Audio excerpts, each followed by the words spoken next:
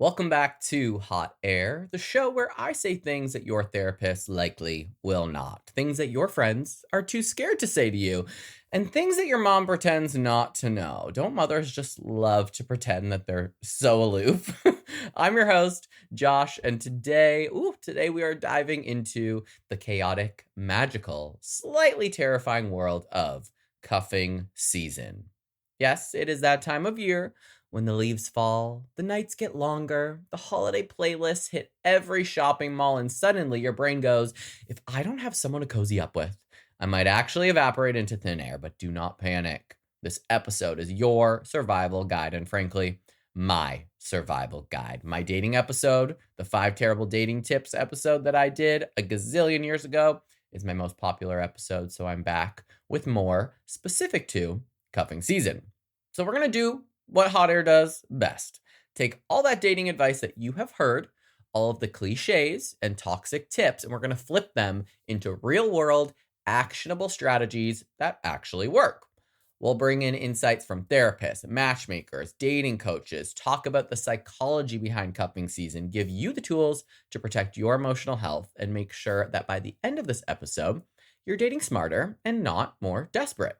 Now, before we do, make sure you're following me on Instagram and TikTok at _HotAirPod for other fun reels and little episode clips and behind the scenes stuff. You can also shop my merch, which is a great way to help support the show because your boy makes $0 off of this thing unless I sell some merch. I've got cute mugs, tumblers, hoodies, t-shirts, stickers, all the fun things. Great holiday gifts, wink, wink, and they come in like a week. So you can go to hotairwithjoshuarobert.com to shop merch, and you can also submit your listener stories and topic suggestions there. So grab your wine, grab your blankie, maybe grab a man, grab a woman, grab a they, grab a them, grab someone who's non-binary, grab a situationship. I don't care. Grab yourself. Do it in private, but grab yourself if you must, because this is going to be the cuffing season survival mode edition of Hot Air. I think I'm ready. Let's hit it.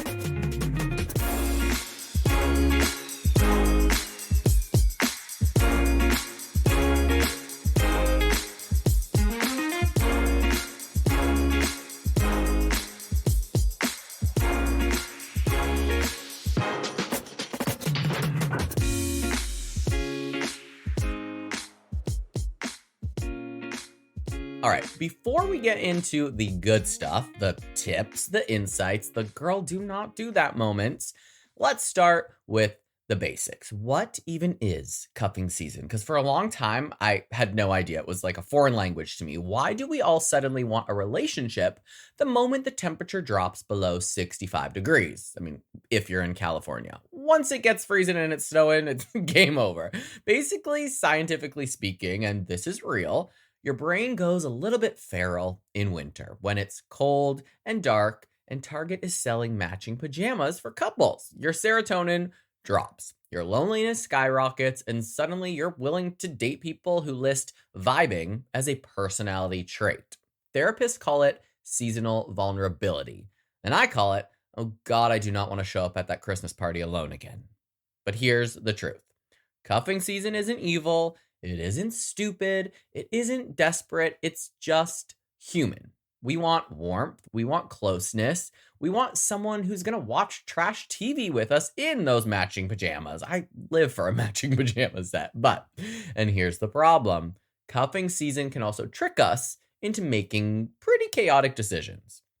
Like committing to someone because they have a heated car seat. Personally, I prefer the car seats that have the air conditioning like right in the crotch because I overheat all the time. Like I am always running hot. So that to me is like green flag, but I'll take a heated car seat too. Or what about tolerating a man who has 3 towels total just because it's cold outside? Don't lower your standards. But that's why we're flipping dating advice today. So you don't accidentally cuff yourself to someone who thinks that soap is optional. And now that I say that, maybe I'm single because I keep forgetting to fill the hand soap in my bathroom. So I keep having to walk to the kitchen to wash my hands. Add that to my to-do list for today. Don't tell anyone I said that, okay? So now let's get into some of the most common dating cliches that you hear around cuffing season, the stuff that well-meaning people tell you to do, and how we're going to flip them into dating advice that actually doesn't make you regret who you are in January, because we're supposed to be like re-upping our life in January. I live for a fresh start, so we don't want to look back on December with regret. And I follow a lot of therapy and dating accounts, and I looked into a bunch of different blogs specific to cuffing season for this episode. I took notes, lots of them, so that you don't have to. And we're going to take that dating advice that I've stolen, basically, from all of these different little blogs, dating advice that should have stayed in a bad rom-com, and we're going to turn it into something usable. And I decided to call these not so usable, terrible tips cuffing season shit tips, because why not? So let's start off with maybe the most overrated, oversaid, overquoted piece of dating advice ever. Cuffing season shit tip number 1, just be yourself. Stick with me, okay? Don't roll your eyes. I know some of you are like, oh God, but great, right? Which version of yourself? The version of me that's thriving, the version of me that cried in my car yesterday, the version of me that's unhinged but charismatic as fuck. Like, people act like yourself is a fixed setting and not a full cast of characters. The real problem with just be yourself is that it assumes self-awareness. It assumes emotional regulation. It assumes you've done the inner work to know who you even are in the first place. And most people have not. Most people are on that journey. And a lot of people haven't even started the journey, actually. So here's a little bit of a flip. Instead of just be yourself, why don't you be your centered self? Show up as a version of you that is calm, that is present, that is grounded and connected. Don't show up as your fear. Don't show up as your anxiety, not your persona that you want people to see you as. Your core. Show up as your core. Matchmakers and dating therapists always say people make better connections when they feel emotionally regulated, not performative, not trying too hard, and also not shrinking. We've all done all of the above. So the real advice is be your best authentic self. The one who isn't trying to impress, but also isn't spiraling. That's the version that people fall for. And to be quite frank, that version sometimes takes a little bit of Xanax to help it out. Let's be real. So here's when I realized that this whole just be yourself thing should happen over time. I went on a date with this very cute guy and I thought, I'll just be myself. Everything's fine. Yeah, big mistake, okay? I spent the first hour rambling about my weird anxiety rituals, like my full moon ceremonies and how I have to unplug my iron 700 times, then my obsession with horror movies and my very strong opinions about pineapple on fucking pizza. That's a big no-no. And by the end, he looked like he'd been trapped in a tornado of oversharing or like locked in my basement for at least a decade.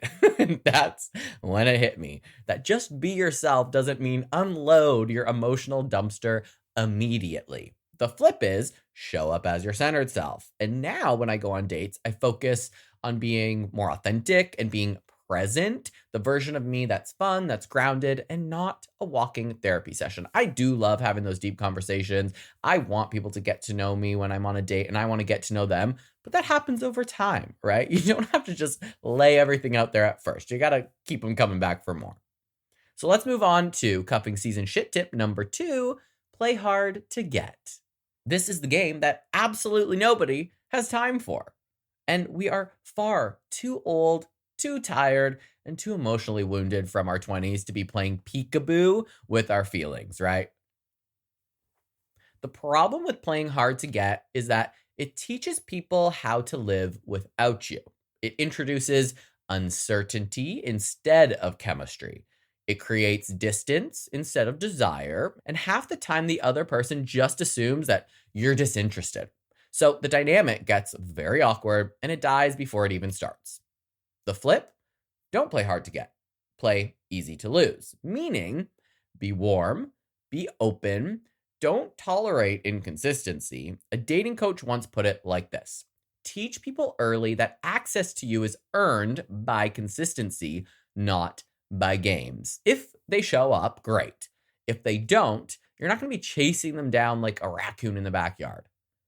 Healthy desire is clear, it's mutual and responsive. It is not cryptic. I'm pretty sure I've said something along these lines before, but playing hard to get is unnecessary. If somebody likes you and you like them, you show up. End of story. And now, my personal experience with play hard to get.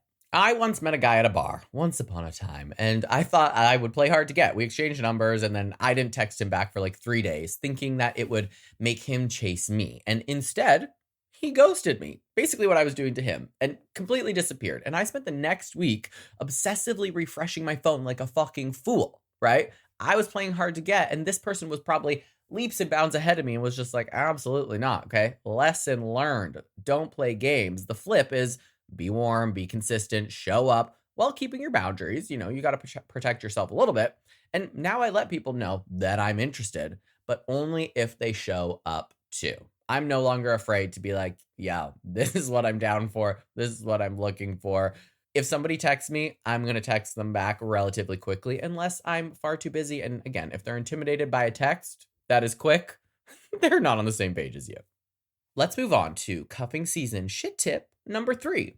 Lower your standards. Ugh, the cringe advice that everybody gives you. I mean, this has so many different degrees to it as well, and it irritates the hell out of me. So people always say, maybe you should lower your standards. I'm sorry, lower my what? Lower my what? Lower my standards so I can end up dating someone whose greatest act is refrigerating their leftovers?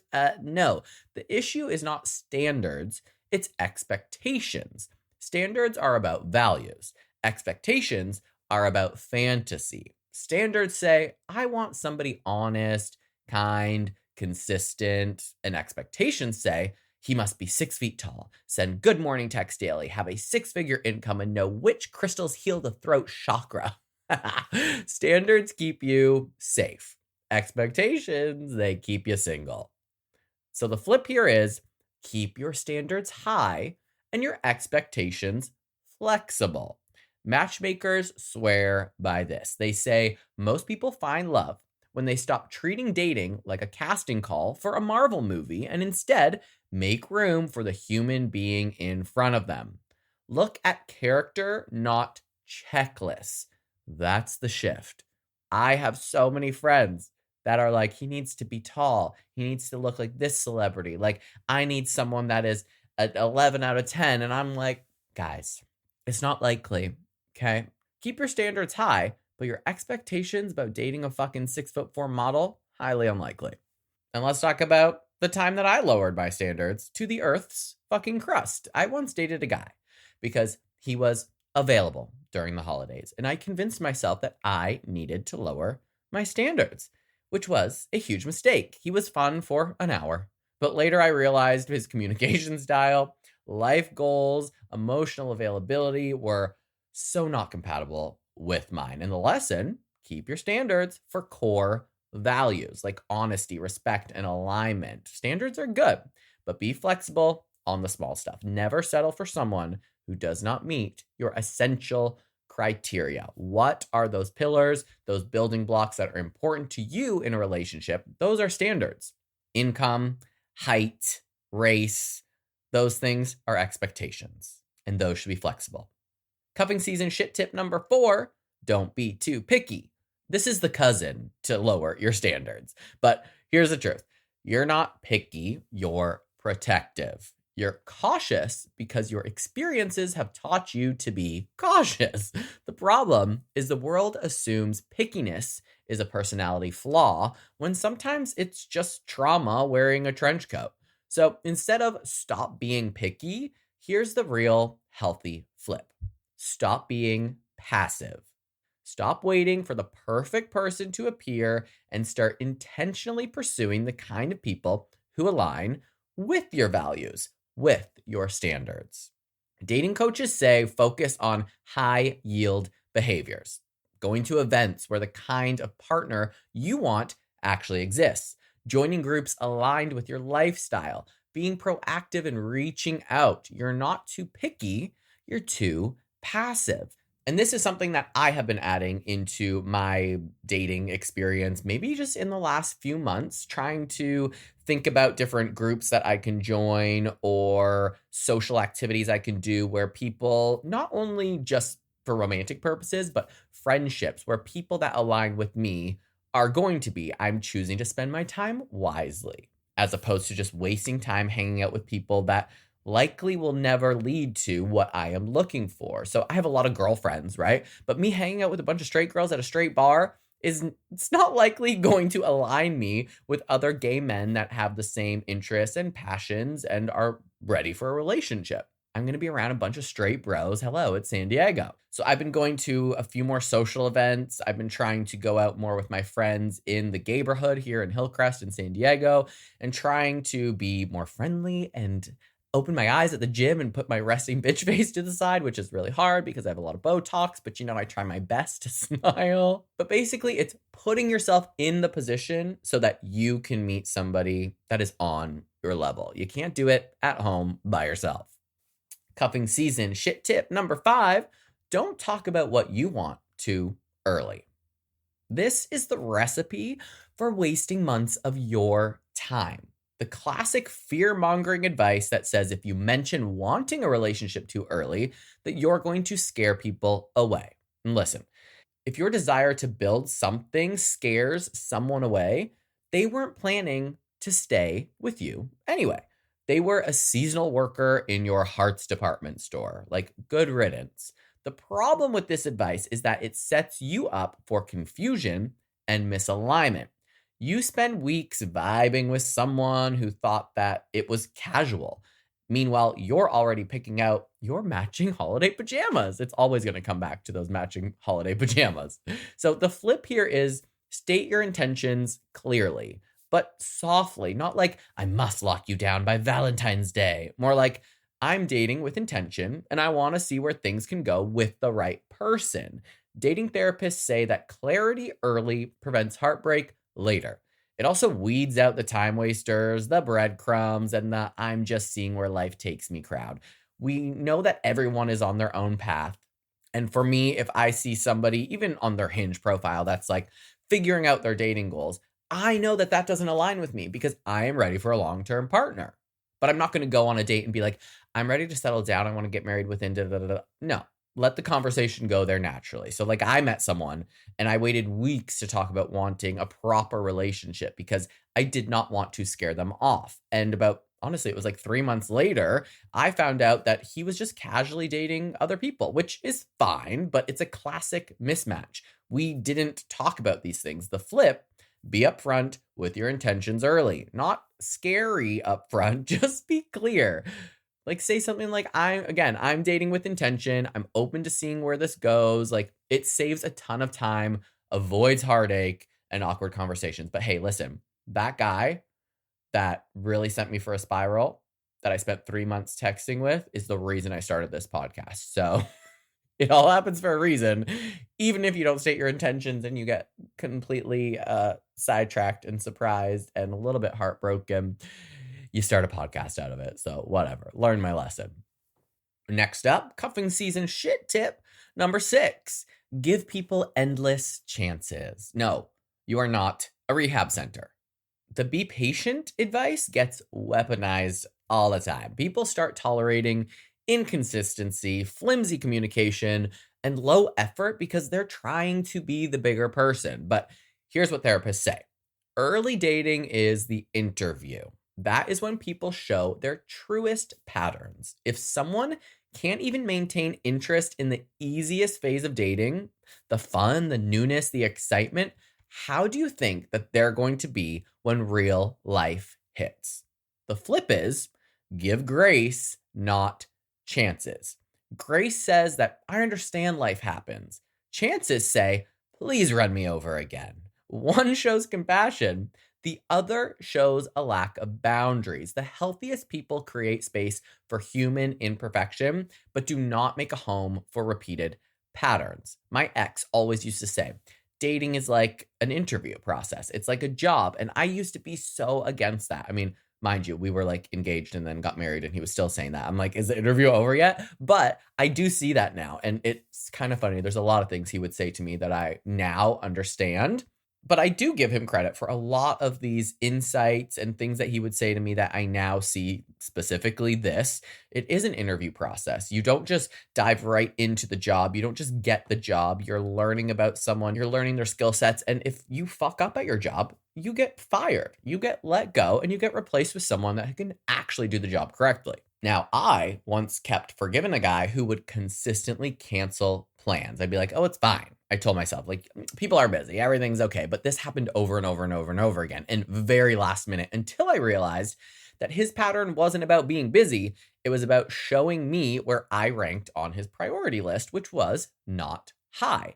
The flip, grace is fine, but repeated patterns require boundaries. Now, I notice early now and I step back before investing too much energy. This guy canceled on me. It was like 3 times an hour before. And by the third time, I literally texted him back and I was like, well, at least you're consistent. And I've never talked to him again. Don't fuck with me, okay? I'll come for you. Cuffing season shit tip number 7. You'll find love when you're not looking. How cute, but incorrect.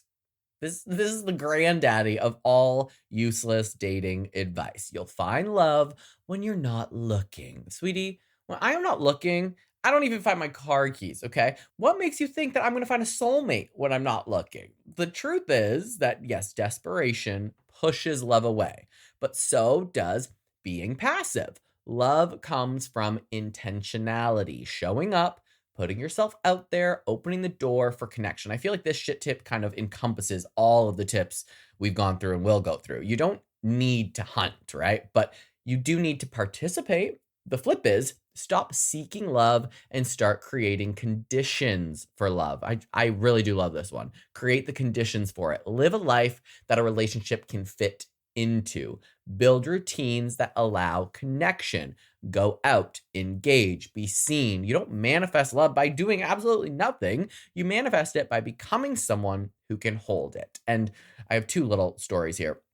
But one is that when I did meet my ex, I made space in my closet for him. Before I even met him, I made sure that I had an empty space for a toothbrush. I think I read that in The Secret about making space for the relationship. And I keep intending to do that in the apartment I currently live in, and I haven't. And again, perhaps I will do that, and maybe my person will show up randomly at my front door. But make space for them in your life. They have to fit into your lifestyle. I mean, my second story, kind of, not really a story, but I've spent months passively hoping that love would just fall into my lap while I'm binge watching Netflix alone, right? Spoiler alert, it didn't. I sit there on my sofa thinking that scrolling through the apps is me being active and being open to love, but it's really not. I've realized now that sitting at home, swiping left and right, was not helping anyone. Least of all, me. The flip, create conditions for connection. Got to get out there. You got to engage. You got to meet people intentionally. Let the universe help, but don't just wait on it. Sometimes it's scary. Sometimes it's uncomfortable. I went to this networking event with 150 random people I've never met before. Anxiety central. I was sweating through my jacket, bad, but I did it. I made some connections. I got some numbers. End of story. I did it. It wasn't that bad. Cuffing season shit tip number 8. Maybe not so much a tip, but cuffing season pressure. We're going to talk about that. Cuffing season is like a holiday pressure cooker. During cuffing season, people panic, they rush, they romanticize, they latch onto the first emotionally available human like a koala to a tree. But therapists say this is the worst time to choose someone based on emotion alone because your brain is chemically craving connection. So the flip is slow it down, observe. Don't assign meaning prematurely. Don't label something that's simply convenient. You can date during cuffing season, just don't let cuffing season date you. And just think about it. Next time you're scrolling through Instagram, think about how many gays last week were single and are suddenly posting pictures with their significant other. It's because December's coming and they want presents. Hello. Okay.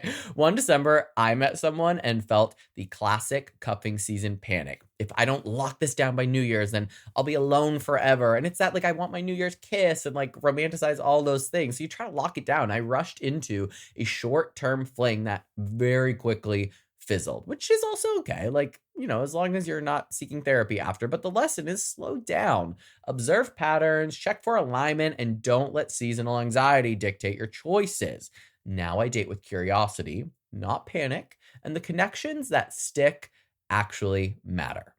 Those were your 8 shit tips. And now that we've dismantled bad dating advice, it's time to arm you with tools that actually work. Like I said, I've done a lot of reading from therapists, dating coaches, blogs who see the cuffing season chaos every single year, and their advice is gold. First, let's talk strategy, okay? You don't need 16 apps open at a time.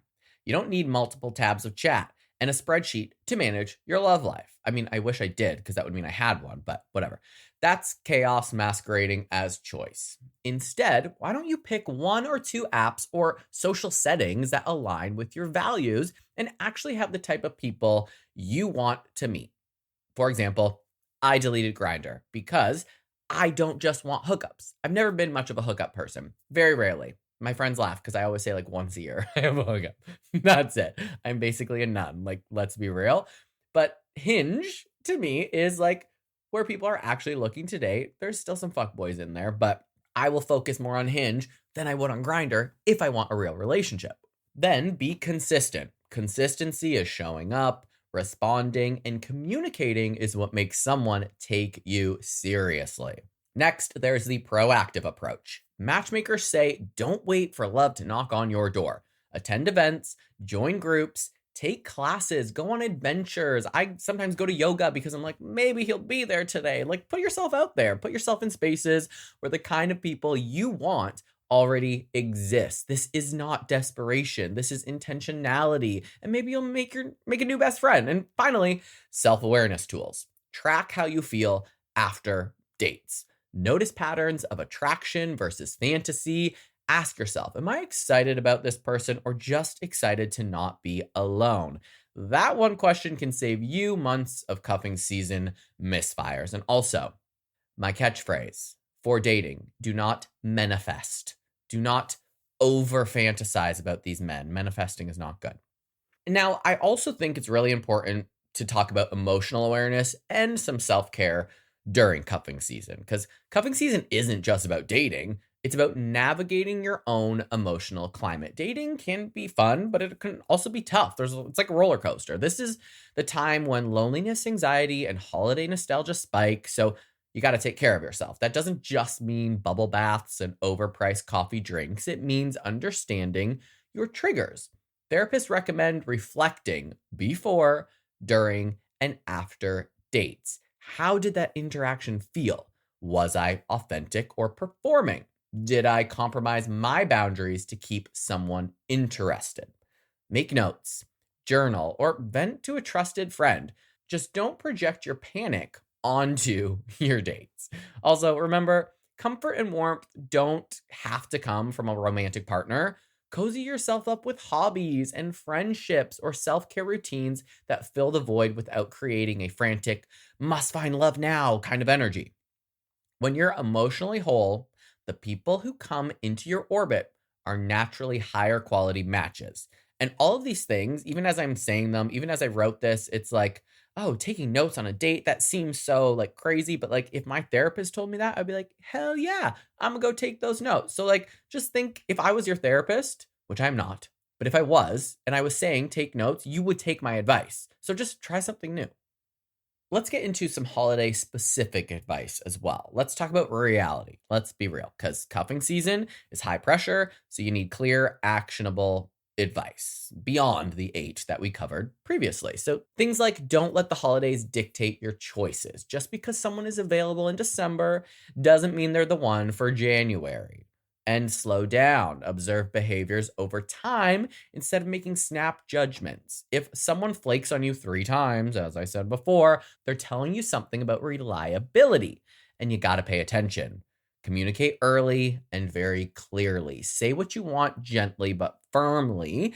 A holiday fling is fine if that is your goal. If that's what you want, go for it. But don't string anyone along emotionally if you want long-term commitment. And vice versa. Also, like if you don't want long-term commitment and you're like, I just want a holiday hubby, like make sure that other person also knows. And protect your mental energy. This is not the season for endless overthinking or spiraling. Limit dating to a manageable pace. Prioritize fun and connection over pressure. Go on dates that bring joy, laughter, and genuine interaction rather than tests of endurance or compatibility. And as always, I love to set boundaries. When it's too much, step back. You don't have to cuff yourself out of fear. You can enter the season confident, grounded, and selective. And lately, I've been doing a lot of mindset shifting. And another shout out to Jessica, if she's still listening or listening at all. I said to her one day, I was like, oh my God, I spent like however many hundreds of dollars on this ice cream maker. Like, am I even going to use it? Like, I'm so bad with my money, blah, blah, blah. And she was like, no, you're actually good with your money because you can spend 300 and some odd dollars on an ice cream maker and not have to worry about if you're going to be able to pay your bills and also still be able to go on vacation. I was like, you know what? You're right. Like, you're right. It's just a shift, looking at it from a different way. I'm good with my money, so I can buy an ice cream maker. So let's continue down that route, shifting the mindset. Let's get philosophical for a hot second. Cuffing season can feel like scarcity. The idea that love is running out and you have to grab it before the year's end. You got Thanksgiving, you got Christmas, you got New Year's, and then if you want to lock them down so you can have friggin' Valentine's Day. But what if we flip that?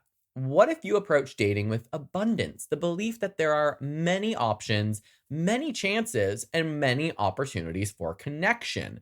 This mindset shift changes everything. You're no longer chasing out of fear, you're engaging out of curiosity and desire. Like, if this person is the one, you'll also have next cuffing season. And the one after that, you'll have plenty of holidays to spend together. You don't have to just lock it down for the sake of this single holiday in 2025.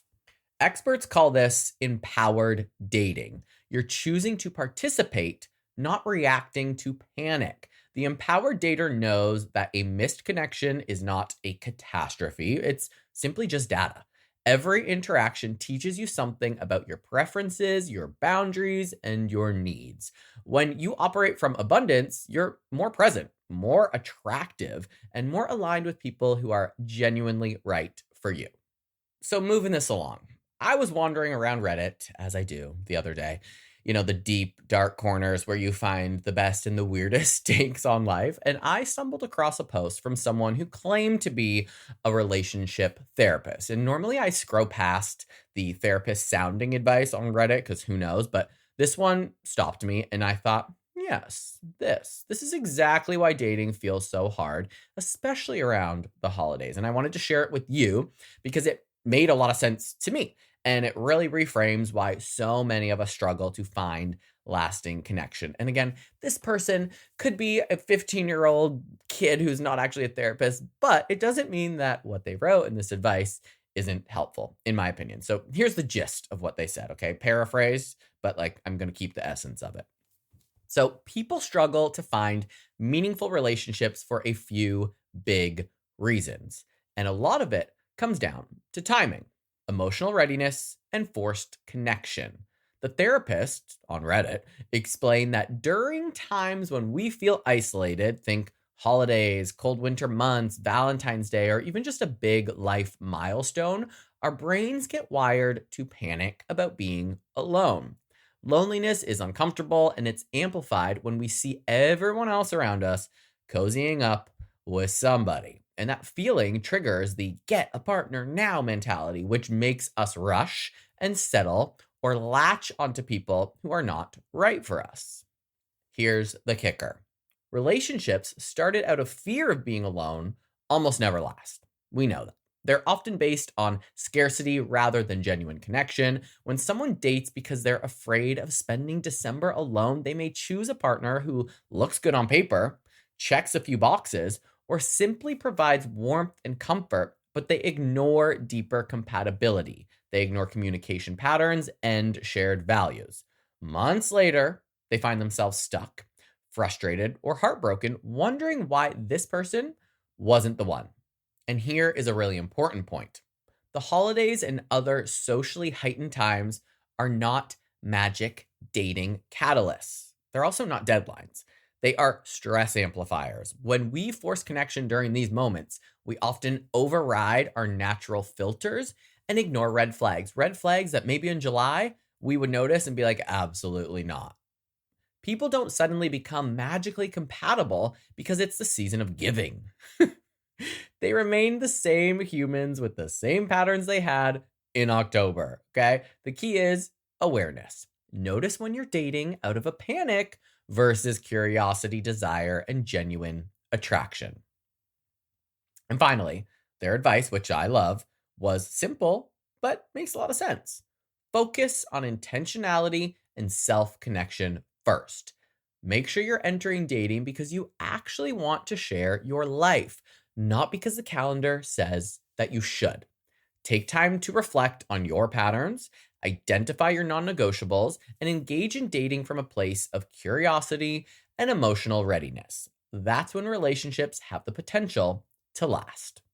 Honestly, I love that post so much because it really just sums up everything that we've talked about in a very sweet, cute little package. It's a reminder that so much of what we struggle with in dating isn't about us being broken or too picky. It's about timing, emotional clarity, and avoiding the trap of forced connection during those lonely seasons. So, if you're single this holiday season and feel that familiar panic creeping in, just take a breath, slow down, and remember, being intentional beats being desperate every single time. We've covered a lot. So here's the hot air wrap up for your cuffing season survival. Know yourself and your intentions before you even date. Be emotionally strategic. Show up consistently, but protect your boundaries. Prioritize authentic connection over fleeting chemistry. Communicate clearly and adopt an empowered abundance mindset. Remember, cuffing season is a chance to explore, to connect, and maybe even fall for someone remarkable, but only if you navigate it intentionally and not impulsively. You don't have to be perfect, but you do have to be present. You don't have to settle, but you do have to participate. And above all, you deserve a connection that feels real, that's fun. We all want to have fun, and one that's actually worth keeping through February and beyond. And that's it. Go forth, swipe wisely, set boundaries, and maybe, just maybe, you'll find a love that is worth cozying up to this winter. If you love this episode, make sure you subscribe wherever you're listening, leave a review, and share it with anyone who might need a little hot air in their cuffing season survival plan. And remember, my friends, love is not about panic, it's about being present. So stay sassy, stay warm, and stay unapologetically yourself, but like not too much. You don't want to scare anybody on your first date like I did, okay? And I will see you next Tuesday.